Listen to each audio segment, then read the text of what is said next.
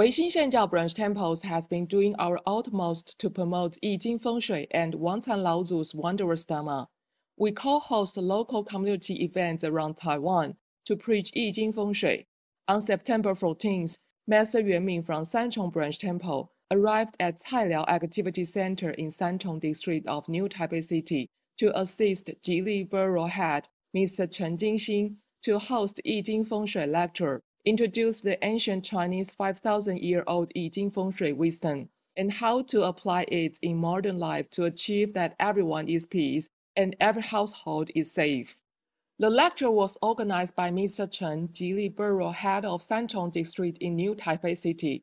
Master Yuanming of Sanchong branch temple has been invited as the keynote speaker. Mr. Chen hoped to help local residents understand the well-known Yijing and Feng Shui, destroy people's myths, teach Feng Shui principles from basic, then every household will be peace after utilizing Yijing Feng Shui principles in their life. More than 80 participants joined. The lecture was chock and block.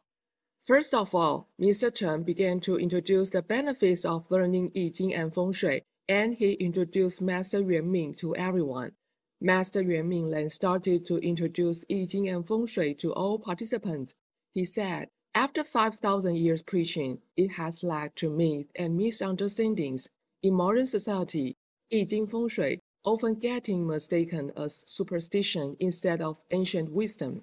Master taught Feng Shui in an easy-to-understand way, such like Azure Dragon is at your left-hand side, White Tiger is at your right-hand side, Vermilion Bird is in the front, and Black Tortoise is at the back. Mr. Chen's wife also encouraged everyone to learn Yijing. Sanchong branch temple will start the fundamental class on October 8th. Master Yuanming welcomed local residents to join and learn Yijing at Sanchong branch temple. Weixin report Chen Zhenming, Sanchong branch temple.